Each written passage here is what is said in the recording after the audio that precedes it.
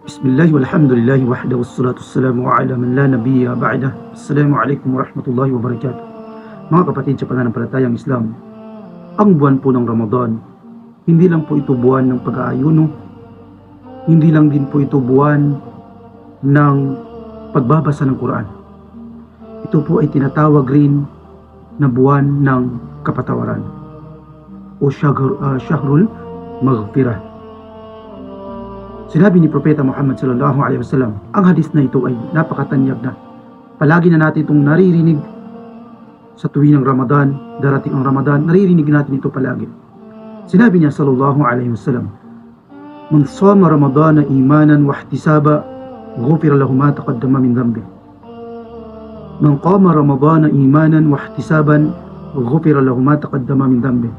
Man qama laylatal qadri Man qama laylatil qadri imanan wa ihtisaban, ghufira lahu ma taqaddama min dhanbi. Ang tatlo na ito na po, mga kapatid sa Islam. Ang tatlong hadis na ito na magkasunod-sunod. Ito po ay napakatanyag sa tuwing ng papasok ang buwan ng Ramadan, sapagkat ito ay nagtutukoy ng pagpapatawad, sa lawak ng pagpapatawad ng Allah subhanahu wa ta'ala sa loob ng Ramadan.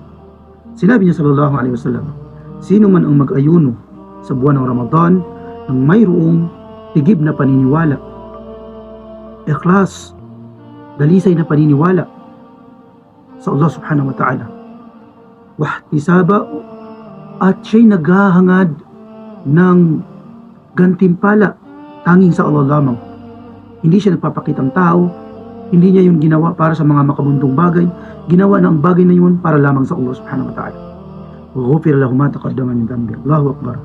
Pinapatawad sa kanya ng Allah subhanahu wa ta'ala ang kanyang mga nakaraang pagkakasala. Gayon din, sino man ang isatayo niya ang pagdarasal sa gabi ng Ramadan, itong tarawih, mga tahajjud o qiyamul layl, nang may paniniwala, tigib na paniniwala at naghahangad lamang ng gantimpala sa Allah subhanahu wa ta'ala, ang lahat ng kanyang mga pagkakasala ay ipapatawad sa kanya ng Allah subhanahu wa ta'ala.